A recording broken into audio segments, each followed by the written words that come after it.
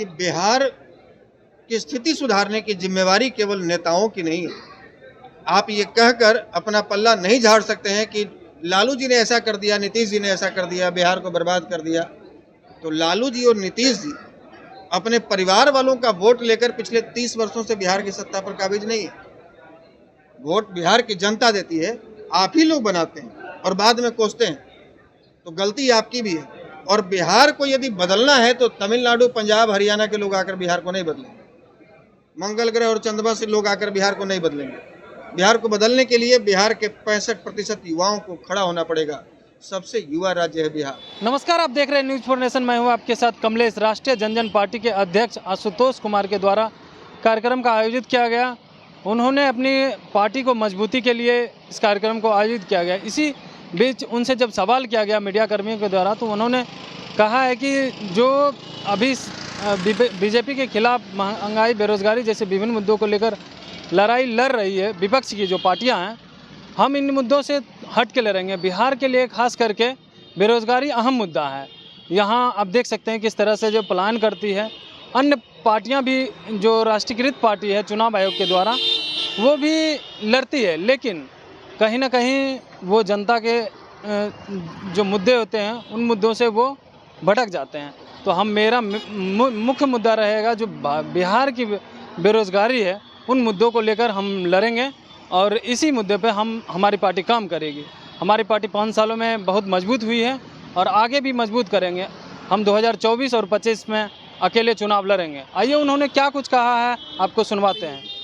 2025 के चुनाव के मद्देनजर आपकी पार्टी क्या कदम उठा रही है? देखिए, जितनी भी पॉलिटिकल पार्टियां भारत देश में बनी हैं, 4000 से अधिक पार्टी की साइट पर आप जाएंगे तो रजिस्टर्ड हैं, और तमाम पार्टियों का एक ही एजेंडा है कि हम चुनाव लड़ेंगे, हम सरकार बनाएंगे। और हमारी सरकार जब बनेगी तो जो व्यवस्था परिवर्तन हम चाहते हैं समाज में, अपने राज्य में या देश में, वो व्यवस्था में परिवर्तन हम लाएंगे। तो तमाम पार्टियों का एक ही उद्देश्य होता है, लेकिन उसी प्रकार से हमारा भी उद्देश्य है कि हम भी चुनाव लड़ेंगे, हम भी मजबूत बनेंगे और हम भी जो सपना सजोए हुए इस बिहार को लेकर, बिहार में व्याप्त बेरोजगारी को लेकर, व्याप्त भ्रष्टाचार को लेकर, तो इन तमाम चीज़ों पर हम काम करेंगे और बिहारियों को एक नया विकल्प देंगे। बिहार के 12 करोड़ जनता को, इस पर हम लोग काम कर रहे हैं। और निश्चित रूप से 24 में भी कुछ लोकसभा सीटों को हमने चिन्हित किया है और 25 में लगभग सभी सीटों पर हम लोग उम्मीदवार उतारेंगे। 2020 में भी हम लोगों ने 47 सीटों से चुनाव लड़ा था सीटों पर, और आगे हम लोग, चूँकि उस समय मात्र 3 महीने पहले पार्टी बनी थी और अब तो 5 साल हम लोगों को काम करने का मौका मिला है, तो इन 5 सालों में हम मजबूत हुए हैं और भी आगे मजबूत होंगे और हम लोग प्रयास करेंगे कि तमाम सीटों से चुनाव लड़ें। केशरी यादव पहले ही महागठबंधन की ओर से महंगाई, बेरोजगारी, इस सब मुद्दों पर वो चुनाव लड़ने की तैयारी कर ही नहीं है और लड़ ही रही है, सरकार में भी आ गई। आप भी उसी मुद्दे को लेकर आ रहे हैं, तो जनता उन्हें चुने, आपको चुने, किसे चुने? कुछ अलग तो करना चाहिए। देखिए, जनता अब ऊब चुकी है, खास करके बिहार की जनता। यहाँ सबसे बड़ा यदि कोई मुद्दा है तो रोजगार, इससे बड़ा कोई मुद्दा नहीं है। आए दिन जो ट्रेनें यहाँ से भर भर कर जो भेड़ बकरियों बोरियों की तरह जो लोगों को, लेबरों को लेकर जा रही हैं, वो लेबर ढोने वाली ट्रेन बन गई है, जो सूरत जा रही है, पंजाब जा रही है, दिल्ली जा रही है। यहाँ से केवल लेबर सप्लाई हो रही है, यानी मजदूर पैदा करने वाली फैक्ट्री बिहार को बना दिया गया। और वो भी बिहार में नहीं, बिहार में मजदूरी करें तो अलग बात है, दूसरे राज्यों में जाकर वहाँ उन्हें मानसिक और शारीरिक दोनों तरह की प्रताड़नाएं झेलनी पड़ती हैं।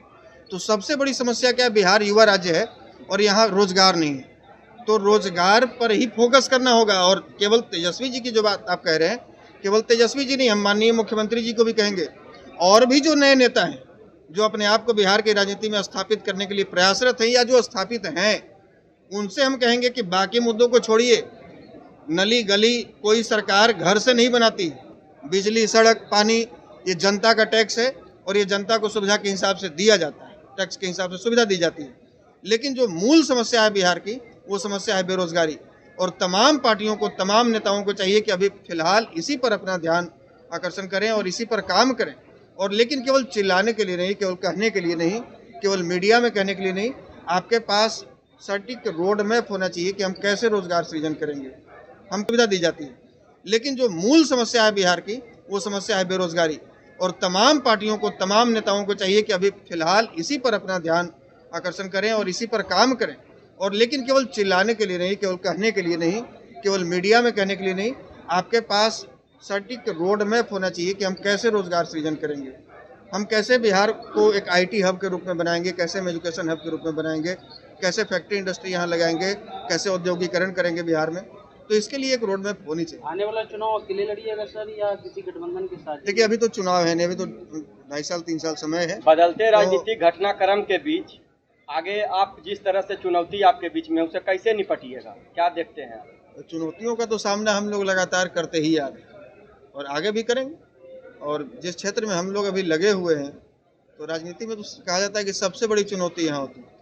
यहाँ आपके पास का, आपके साथ का, आपका अपना भी व्यक्ति, जिससे भी आपको चुनौती का सामना करना पड़ जाता है। और आए दिन आप राजनीति में देख रहे हैं। ये विश्व कवि का जो सभागार है, यहाँ से आप पूरे बिहार वासियों के लिए क्या संदेश देना चाहते हैं? बिहार वासियों के लिए हम संदेश देना चाहेंगे कि देखिए, बिहार की एक ही संदेश हम बार बार देते हैं और फिर देंगे। आपके चैनल, आप जितने भी मीडिया बंधु हैं, तमाम आपके चैनलों के माध्यम से आपके दर्शकों से मेरा आग्रह होगा कि बिहार की स्थिति सुधारने की जिम्मेवारी केवल नेताओं की नहीं है। आप ये कहकर अपना पल्ला नहीं झाड़ सकते हैं कि लालू जी ने ऐसा कर दिया, नीतीश जी ने ऐसा कर दिया, बिहार को बर्बाद कर दिया। तो लालू जी और नीतीश जी अपने परिवार वालों का वोट लेकर पिछले 30 वर्षों से बिहार की सत्ता पर काबिज नहीं है। वोट बिहार की जनता देती है, आप ही लोग बनाते हैं और बाद में कोसते हैं। तो गलती आपकी भी है। और बिहार को यदि बदलना है तो तमिलनाडु, पंजाब, हरियाणा के लोग आकर बिहार को नहीं बदलेंगे, मंगल ग्रह और चंद्रमा से लोग आकर बिहार को नहीं बदलेंगे। बिहार को बदलने के लिए बिहार के 65% युवाओं को खड़ा होना पड़ेगा। सबसे युवा राज्य है बिहार। जैसे तेज आंधियां चलती हैं तो सूखी पत्तियां उड़िया जाती हैं, वैसे ही यदि बिहार के 65% युवा चाह ले तो बेरोजगारी यूं चुटकी में खत्म होगी। आदरणीय सर, हर पार्टी, एक अंतिम सवाल।